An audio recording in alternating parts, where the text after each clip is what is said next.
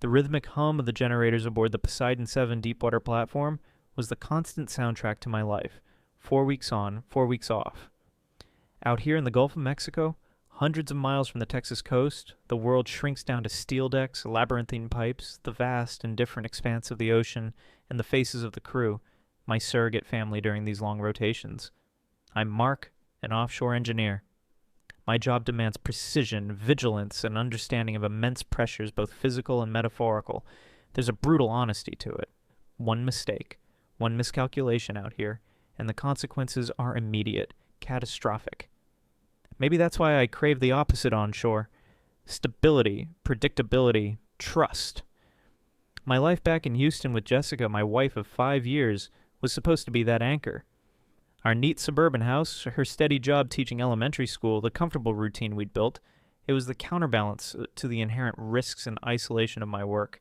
We'd met later in life, both carrying baggage from previous relationships, and built what I thought was a solid partnership based on communication and mutual support during my long absences. But this last rotation had felt different, even before I left shore. There was a tension in Jessica I hadn't seen before. She seemed stressed, distant. Money was tighter than usual, she'd complained, despite my substantial offshore salary covering all major expenses. She'd also mentioned a new friend, Leo Vance, a charismatic financial advisor. She'd met at a community event who was apparently giving her tips on investment opportunities. I hadn't thought much of it at the time, maybe a bit dismissive. Those get-rich-quick types always set off my internal alarms. But Jessica seemed taken with his confidence. "He just seems to understand how hard it is when you're gone, Mark," she'd said vaguely. Then came the email pinging into my encrypted work inbox during a rare moment of stable satellite connection. It wasn't from Jessica. It was a credit monitoring alert, something I'd set up years ago as a precaution. Subject: significant change detected, new account inquiry. My blood ran cold even before I opened it. Inside, the details were stark. A new home equity line of credit, HELOC for $150,000, had been opened against my primary residence address, my house, the one solely in my name, purchased before I even met Jessica, secured with savings from hazardous duty pay. Disbelief warred with a sickening surge of adrenaline. This had to be a mistake. Identity theft? A clerical error? I immediately tried calling Jessica on the satellite phone, the connection crackling, straight to voicemail. I sent a short, urgent encrypted text via the company's secure comms channel. "Jess, got a weird credit alert about a huge HELOC on the house. Call me ASAP. Urgent." Hours passed. Radio silence. My shift continued, monitoring pressure gauges, analyzing drilling data, overseeing safety protocols, but my mind was elsewhere, replaying conversations, searching for missed signals, Jessica's complaints about money, her mention of Leo Vance, her slight evasiveness before I left this rotation. Finally, a short text came through. "Sorry, phone died. Crazy day at school. What alert? Must be spam, deleted. Everything fine here. Miss you." "XO." Spam? A $150,000 HELOC alert? My engineering mind, trained to spot anomalies and faulty data, screamed that this was wrong. Her response was too casual, too dismissive. She knew I meticulously tracked our finances, even from out here. That night, sleep was impossible. The hum of the rig felt oppressive. I managed to get a stronger connection through the official comms center and logged into my main bank account online. And there it was. Not just an inquiry, but an active line of credit for $150,000 opened 3 days ago. Worse, an initial disbursement of $20,000 had already been transferred out to an account I didn't recognize. I felt like the pressure gauges I monitored all day, the internal reading skyrocketing past the safety limits. This wasn't spam. This wasn't a mistake. This was deliberate. How? A HELOC required my signature, extensive documentation. Unless someone had forged it, or used a power of attorney I'd left with Jessica strictly for emergencies related to the house maintenance while I was deployed. The thought felt like a physical blow. My mind flashed back to my own family history, different from the infidelity stories you often hear, but rooted in the same bitter soil of betrayal. My grandfather, a trusting small business owner, ruined by a partner who siphoned funds through bogus investments, leaving my family struggling for years. The memory fueled a cold, hard resolve. I wouldn't be a victim. I wouldn't let someone else's deceit destroy the security I'd worked so hard, risked so much to build. I spent the rest of my off hours planning. Secure communication back home was difficult, but not impossible. My first encrypted call was to Dave, my old SEAL teammate, now a razor-sharp contract lawyer in Houston. I laid out the situation. Offshore, HELOC alert, $20,000 disbursed, Jessica unresponsive, dismissive, suspected forgery or misuse of POA. Dave's reaction was immediate, professional, devoid of emotional platitudes. Okay, Mark, lock it down. Change every online password you can remotely, bank, email, everything. I'll draft a cease and desist to the lender citing potential fraud and demanding an immediate freeze on further disbursements, plus copies of all application documents. Need your digital signature authorization via secure channel. And Mark, his voice hardened, assume the worst. Assume she's compromised or complicit. Do not tip her off that you know. Play dumb until you're back on shore. Play dumb. Out here, surrounded by the inherent dangers of a deep-sea drilling, I was facing a different kind of threat, one that attacked the very foundation of my life back home. The betrayal felt vast, isolating, as immense as the dark ocean surrounding the lonely platform lights. But as I authorized Dave to proceed, a familiar feeling settled over me, the cold focus of mission planning. The objective was clear: secure assets, gather intel, neutralize the threat. The fight for my future had begun, thousands of miles from home. Life on the Poseidon 7 operates on relentless cycles. 12 hours on, 12 hours off, under the constant vibrations of machinery and the vast, indifferent sky. My work requires absolute focus.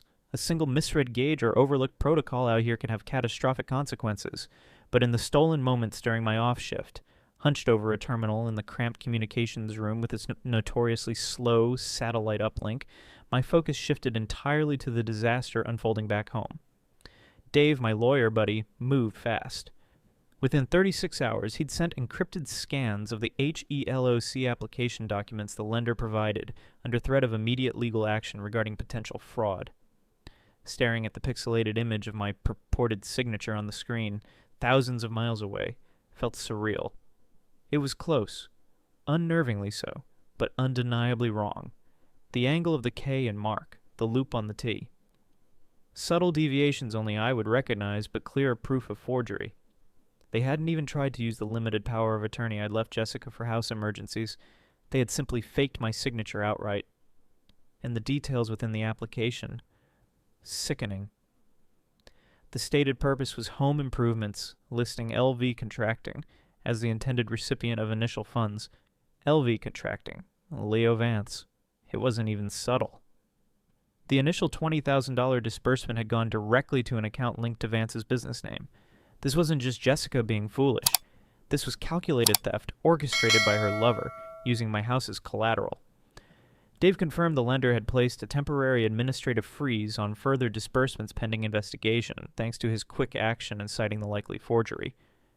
But the initial $20,000 was already gone, and the $150,000 lien against my property was a terrifying reality. Then came the security cameras. I accessed the system remotely, the grainy feeds popping up on my laptop screen, offering a distorted window into the life that was supposed to be waiting for me. The first few checks showed nothing overtly incriminating, Jessica moving around the house, watching TV, talking on the phone, but she seemed agitated, pacing more than usual, constantly checking her phone, her movements lacking their usual easy grace. Then, on the third day of my remote surveillance, he appeared.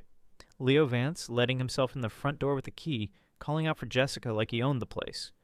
He moved through my house with an easy familiarity that made my blood boil, grabbing a beer from my fridge, putting his feet up on my coffee table, draping his arm around Jessica's shoulders as she cooked dinner in my kitchen. I watched for hours over the next few days whenever I could steal time between shifts. The camera feeds became a source of morbid fascination and mounting rage. I saw them arguing, hushed tones, tense body language, Jessica often looking stressed or tearful, Vance appearing dismissive or overly persuasive. Were they arguing about the money, about me, about the risks they were taking? Then there were moments of casual intimacy, shared meals, watching movies on the couch, a lingering touch, that confirmed this wasn't just a financial arrangement. Whatever his motives, Jessica was clearly emotionally involved. Once I watched as Vance spread blueprints across our dining room table, my table, gesturing emphatically, Jessica nodding along, looking hopeful. Blueprints? For what? Renovations funded by the stolen equity? Or plans for a future built on the wreckage of mine? Communicating with Jessica directly was a necessary evil, part of maintaining the facade until I returned. She initiated contact occasionally via the spotty rig Wi-Fi, her messages overly cheerful, filled with mundane details about school or errands, never mentioning Leo or the HELOC. I played along, keeping my replies brief, blaming the poor connection for any delays, asking generic questions about home. Once, testing the waters, I sent, "Hey, got a weird notification from the bank about a loan application? Must be a system glitch, right? Can you check when you have a seckie?" Her reply took hours. "OMG, that's so weird. Definitely a glitch. Called the bank, they said ignore it. Computer error. Don't worry about a thing. Love you." The excessive exclamation points and the immediate deflection, it screamed guilt. My secure calls with Dave became my lifeline to sanity and strategy. We discussed the evidence. The confirmed forgery, the camera footage documenting Vance's presence and the likely conspiracy, Jessica's increasingly obvious lies. "The forgery is our hammer," Dave stated during one call, the static crackling over the line. "It invalidates the loan entirely once proven. The challenge is clawing back the initial $20,000 from Vance and ensuring Jessica faces consequences for her complicity without giving Vance leverage against her if she was partially duped." "What about Vance's history?" I asked, remembering his pattern from Dave's initial check. "Working on it," Dave confirmed. "Trying to connect with potential victims in other states. See if there's a federal angle for wire fraud or a RICO case, if this is organized. But Mark, the priority is securing your house and finances first. Don't make any moves against Vance directly until you're back and we have everything lined up. Let the bank and potentially law enforcement handle the initial pressure." He was right. Out here I was vulnerable. My job required focus. Distraction could be lethal. But the knowledge of what was happening back home. The images from the security feed burned into my mind, made compartmentalization a brutal exercise. Every calculation I ran for pipeline pressure felt overlaid with calculations of betrayal. Every safety check felt like a mockery when my own home was so fundamentally unsafe. The remaining weeks of my rotation crawled by. I functioned like an automaton, performing my duties, interacting with the crew, forcing myself to eat and sleep, all while running the remote surveillance and strategic planning in the background. The isolation of the rig, usually a familiar burden, felt amplified, pressing in on me. But it also forged a harder edge to my resolve. They thought my absence made me vulnerable. They were about to discover just how much planning could be done from a distance, and just how methodical an engineer, especially one with my background, could be when a critical structure was threatened. My shore leave couldn't come soon enough. Touching down at Bush Intercontinental felt like landing on another planet after 4 weeks on the Poseidon 7. The cacophony of the airport, announcements, rolling suitcases, overlapping conversations, was a jarring contrast to the controlled hum of the rig. Houston's thick, humid air felt heavy compared to the sharp salt spray of the Gulf. As I collected my duffel bag, I felt a knot of tension tighten in my gut. Shore leave was supposed to be about decompression, reconnecting, relaxing. This time, it was the start of a covert operation on home turf. Jessica was waiting just past baggage claim, a bright, slightly forced smile plastered on her face. She rushed forward, throwing her arms around me in an embrace that felt overly effusive, almost performative. "Mark, you're back! I missed you so much!" "Missed you too, Jess," I replied, returning the hug but keeping my own emotions carefully locked down. I scanned her face. Were those faint shadows under her eyes from guilt or just stress? Was her smile genuine relief or expertly applied camouflage? Playing normal was going to be harder than I thought. The drive back to our suburban house was filled with her chatter.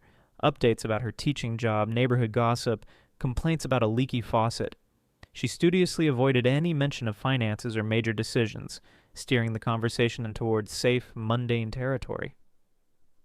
I played along, asking appropriate questions, offering non-committal responses, all while my mind raced, analyzing her every word, every micro-expression for inconsistencies. She mentioned Leo Vance once, casually. "Oh, Leo stopped by to check on that loose railing on the deck. Super helpful." A comment clearly designed to normalize his presence, preempting any questions if a neighbor mentioned seeing him. The lie was so smooth it was almost artistic. Back at the house, the place looked superficially normal, cleaned and tidied for my return. But knowing what I knew, I saw it differently. Was that faint, unfamiliar cologne scent lingering near the entryway his? Was the slight rearrangement of the living room furniture her attempt to erase traces of his frequent presence? Every detail felt suspect, part of a larger deception. Jessica suggested ordering takeout, opening wine, celebrating my return. I agreed, needing to maintain the illusion, needing access to the house, to potential evidence. Over the next few days, I settled back into the onshore routine, a bizarre charade of normalcy. I went through the mail that had piled up, feigning casual interest. And there it was. A statement from the lender for the new hillock, addressed solely to me, as the property owner, detailing the initial $20,000 disbursement. Jessica must have intercepted previous mail, but this one slipped through. I tucked it away discreetly when she wasn't looking. While she was at work, I conducted quiet reconnaissance. A quick search of her home office desk drawers revealed brochures for high-risk investment opportunities matching the type Dave suspected Leo Vance peddled. Tucked away in her closet, I found receipts for expensive dinners and weekend trips I knew we hadn't taken. Nothing directly incriminating about the HELOC itself. She was too careful for that, but plenty to paint the picture of a lifestyle suddenly flush with cash she shouldn't have had, and a pattern of deceit. I photographed everything with my burner phone. The most crucial step was meeting Dave. We chose a noisy sports bar halfway across town during lunch hour. Anonymous, easy to blend in. "Okay," Dave said, leaning across the sticky table after we ordered beers, his voice low. "Let's see the signature." I slid the scanned copy of the HELOC application across the table. Dave, who knew my signature well from years of shared paperwork and military documents, examined it closely. "Jesus," he muttered. "It's good. Damn good, but it's not yours. The pressure is wrong on the downstroke, see? And you never loop your K like that." He pulled out a document I had signed recently for comparison. Side by side, the forgery was undeniable, clearly traced or digitally manipulated, but skillfully done. "What about the power of attorney?" I asked. "Check the one you filed before deployment," Dave confirmed. "Standard limited POA for property maintenance and bill payment only. Explicitly excludes originating new debt or loans. If she used that, she committed fraud and exceeded her authority. If she didn't use it and just relied on the forgery, and it's straight up forgery and identity theft." He then laid out his findings on Leo Vance. Guy's a predator, Mark. Smooth talker, preys on vulnerability. Found at least 2 other cases with similar MOs. Women whose husbands traveled frequently for work, sudden investment opportunities, questionable loans secured against property. Then Vance disappears when things get hot. He works with a network, shady appraisers, maybe a complicit mortgage broker named Rick Harding who surfaces repeatedly in these deals. Rick Harding. The name matched the account the $20,000 had been transferred to. "So, Jessica's just another Mark?" I asked, the thought bringing a strange mix of anger and a twisted sort of relief. "Hard to say for sure if she's purely a victim or willingly complicit," Dave admitted. "Vance is manipulative. He might have convinced her this was a legitimate investment, maybe even forged her consent on some documents alongside yours. Or," he paused, "she knew exactly what was happening and planned to split the cash with him. Right now, legally, the forgery against you is our strongest leverage point to stop the bleeding and go after Vance." We spent another hour refining the strategy. Priority 1. Formally notify the lender and the bank's fraud department, Ms. Alvarez, with the forgery evidence, demanding they freeze the HELOC completely and invalidate the loan. Priority 2. File a police report documenting the forgery and identity theft, naming Vance and potentially Jessica as suspects. Priority 3. Dave would start drafting divorce paperwork, citing fraud and breach of trust, ensuring my claim to the house and protection from the fraudulent debt was ironclad. "You ready for this?" Dave asked as we prepared to leave. "Once you report this to the bank and police, there's no going back. Jessica will know you know. Things will escalate fast." I thought of the security feeds, of Vance making himself at home in my house, of Jessica's easy lies, of the violated trust. The engineer in me wanted structure restored. The man in me wanted justice. "Yeah," I said, my voice firm. "I'm ready. Let's burn it down." Living under the same roof as Jessica while these wheels were turning was the hardest part. I was an actor playing a role, watching her every move, analyzing her behavior for signs she suspected anything. She seemed oblivious, perhaps relieved that I hadn't questioned the spam credit alert further. She continued mentioning Leo occasionally, normalizing his presence. The strain of the deception, however, was immense. Maintaining the facade while knowing the truth, while actively working to dismantle her and Leo's scheme, required every ounce of discipline I possessed. The clock was ticking until the first official notice landed, shattering the illusion for good. The charade of normalcy ended the moment I walked into Omnibank Tower downtown, appointment scheduled with Ms. Alvarez in the Fraud Investigation Unit. Dave accompanied me, carrying a briefcase containing copies of the forged HELOC documents, my official deployment orders confirming I was physically offshore during the application period, passport signature pages, driver's license, everything needed to establish my identity in the forgery. Ms. Alvarez was professional, efficient, her demeanor sharp behind rimless glasses. She examined the documents, compared the signatures under magnification, listened intently as I recounted discovering the loan alert and the subsequent suspicious activity I'd observed remotely. Her expression remained neutral, but her questions were pointed. The signature on the HELOC application, she stated finally, tapping the page. While a decent attempt clearly deviates from your verified signatures on file and your government-issued IDs, particularly in the terminal strokes and pressure points, combined with your documented offshore deployment during the application window, this strongly indicates forgery. She explained the bank's procedure, an immediate hard freeze on the HELOC account, preventing any further access or disbursements. A formal internal investigation would commence, and they would cooperate fully with law enforcement. We have also noted the initial $20,000 disbursement to LV Contracting, she added, making a note. We will flag that transaction as potentially fraudulent. Leaving the bank felt like the first solid click of a well-laid mechanism engaging. Next stop, the Houston Police Department's Financial Crimes Division. Filing the police report was tedious but necessary. I detailed the suspected identity theft, the forged signature, the fraudulent loan application, naming Leo Vance as the primary beneficiary and Jessica as potentially involved, either as a coerced party or a willing participant, carefully wording it as Dave advised, sticking strictly to the documented facts. Officer Chen handling the report assured me Detective Miller would be assigned and would likely coordinate with the bank's investigator. An official case number. Another layer of protection, another turn of the screw. The final step that day was Dave filing the necessary paperwork, a Ellis Pindens, with the Harris County Clerk's Office.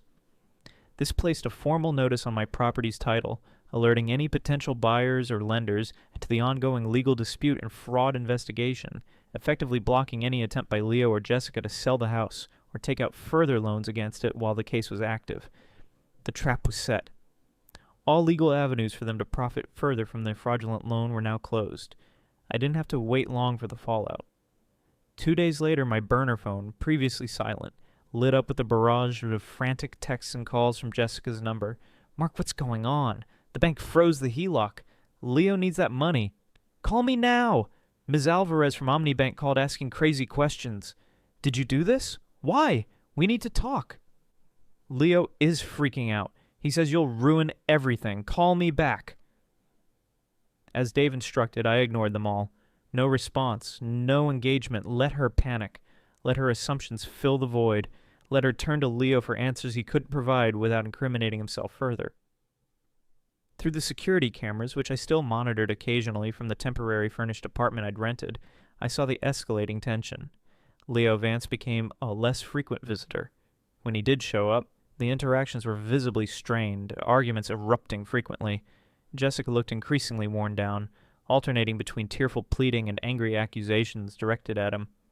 Their conspiracy, built on greed and deceit, was starting to crumble under pressure, just as Dave predicted. Leo didn't make any overtly foolish moves like trying to flee immediately. Perhaps he underestimated the seriousness of the bank freeze or thought he could still talk his way out of it. He didn't take my classic car, as I'd half expected, having removed that temptation by putting it in secure storage upon my return. So there was no easy arrest for theft. His focus seemed entirely on pressuring Jessica to fix the frozen HELOC situation, likely unaware yet that a formal police report alleging forgery had been filed. I spent the next week in a state of tense limbo. I focused on settling into my temporary apartment, sketching out plans for my next career move, maybe consulting on shore, and having daily strategy calls with Dave. He handled all communication with Jessica's frantic, newly hired lawyer, stonewalling requests for a direct conversation with me and reiterating our position. The loan was fraudulent, based on forgery, and we expected full cooperation in the criminal investigations against Leo Vance. The waiting was the hardest part, knowing the trap was set, but relying on the slow grind of bank investigations and police procedure tested my patience. My instinct, honed offshore and in earlier years, was for decisive action, immediate threat neutralization. But Dave emphasized sticking to the legal process. Let them make the mistakes now, he advised. Let the system build the case. Your hands stay clean, Mark. We use their panic against them. Ms. Alvarez called towards the end of the week. Mr. Davies, our internal investigation confirms the signature forgery beyond doubt. We've also flagged suspicious activity related to the receiving account for the initial disbursement. LV Contracting appears linked to several other accounts under investigation for potential investment fraud. We are forwarding our complete findings to Detective Miller at HPD and also notifying the FBI, given the potential scope and methods involved. The FBI. Dave had suspected it might go federal if Leo's scams were widespread. It seemed Leo Vance wasn't just a small-time predator.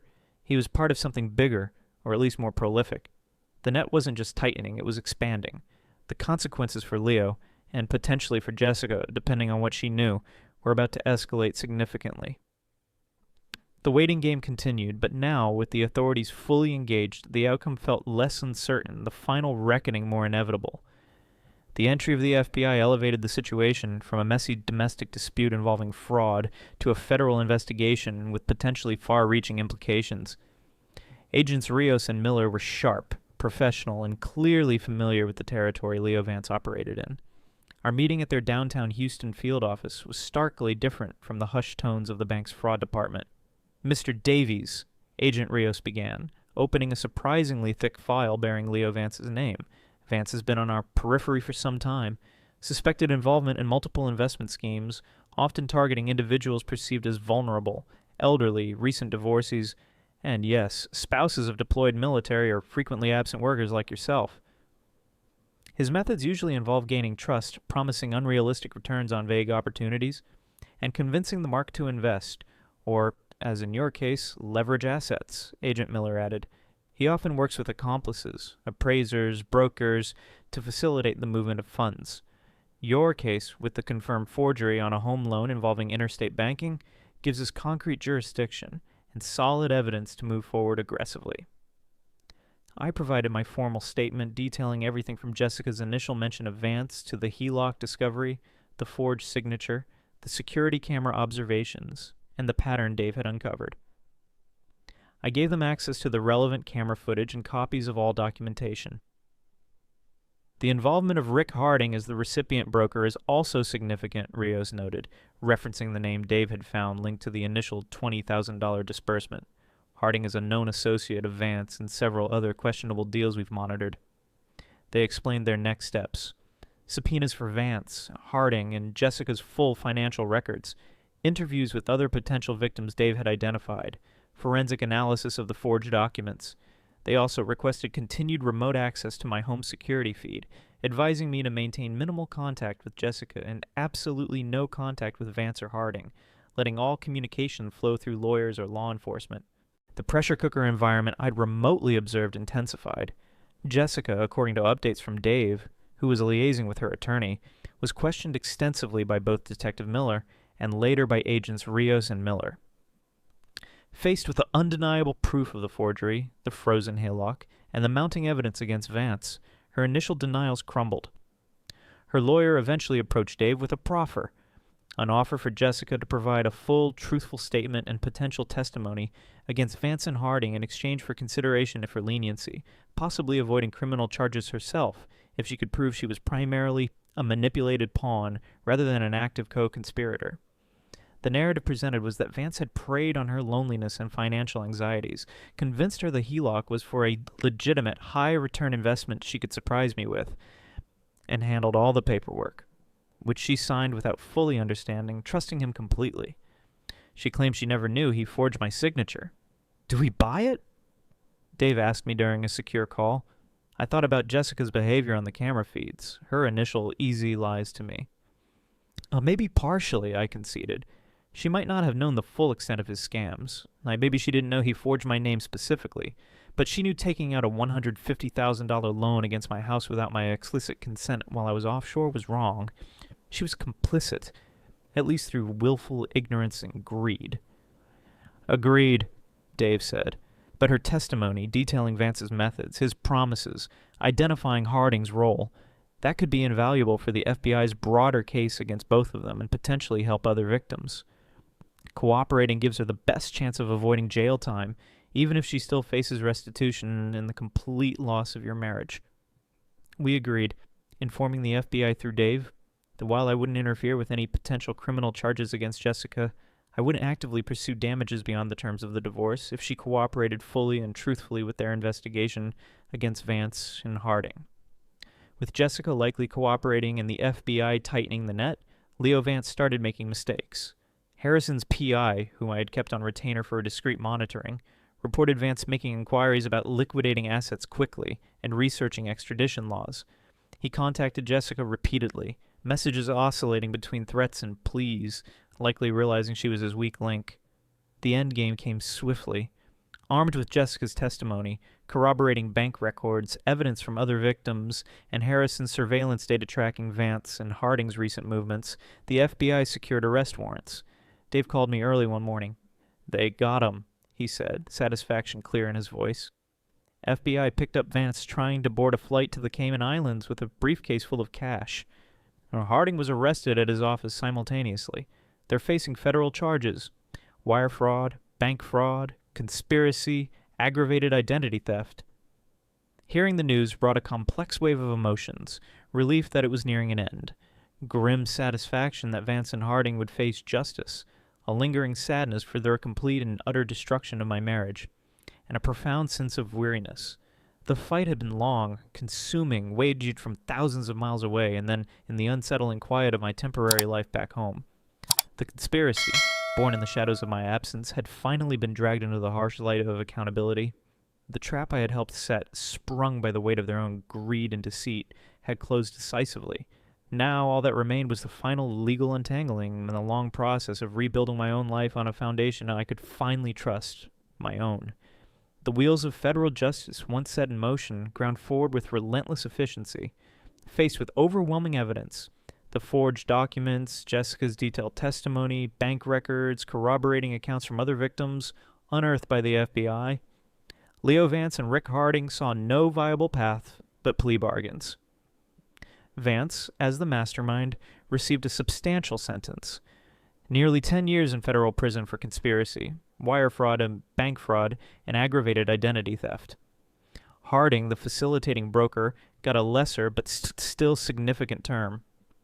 Their network, built on preying on the vulnerable, was dismantled. Jessica's fate was, as expected, more complex. Her cooperation was crucial in securing the convictions against Vance and Harding.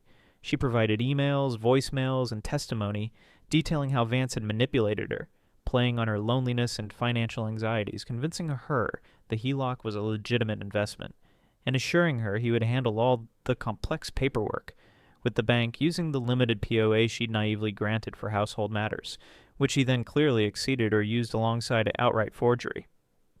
While the prosecution didn't grant her full immunity, her willful ignorance and initial attempts to conceal the truth from me couldn't be entirely excused. They recommended probation, significant community service, and mandatory restitution for the $20,000 initially disbursed, contingent on her future ability to pay.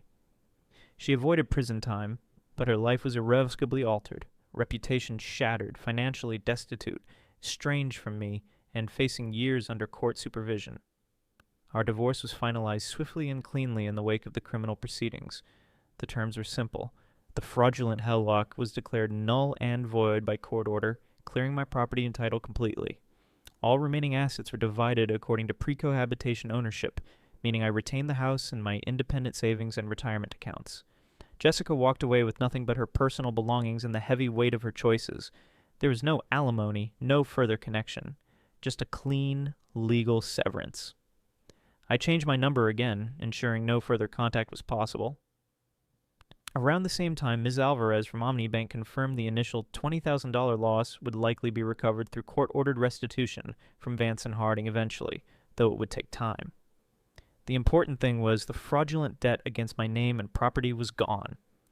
With the legal battles concluded, the adrenaline that had sustained me through the investigation and takedown began to fade, leaving behind a profound sense of exhaustion. The thought of returning to the intense, isolating cycle of offshore work on the Poseidon 7 suddenly felt unbearable. That environment, once a source of professional pride and camaraderie, was now inextricably linked to the vulnerability and betrayal I had experienced. I needed a different kind of structure, a different kind of peace. 20 years in the demanding world of offshore engineering felt like enough. I submitted my resignation, opting for an early retirement package the company offered. Selling the Houston house felt like closing the final chapter on that part of my life. Too many ghosts, too many memories tainted by deceit. I used the proceeds, combined with my savings, to search for something completely different. A refuge, a place to rebuild on my own terms. I found it nestled in the foothills of the Colorado Rockies, outside a small town known more for fly fishing than finance. A small, sturdy log cabin on 15 acres of land, bordered by national forest, with a clear mountain stream cutting through the property. It needed work. The roof was old, the porch sagged, but the bones were solid, the setting breathtakingly serene.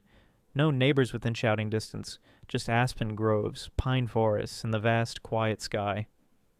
The first few months were about manual labor. Re-roofing the cabin, rebuilding the porch, clearing brush, cutting firewood. The physical exertion felt cleansing, grounding. I started fly fishing in the stream behind the cabin, learning the patient rhythms of casting, waiting, reading the water. The focus required was meditative, a welcome contrast to the hypervigilance of the rig, or the strategic maneuvering of the past year. I adopted a rescue dog from the local shelter, a gangly shepherd mix I named Ruckus, whose boundless energy and unwavering loyalty were constant companions.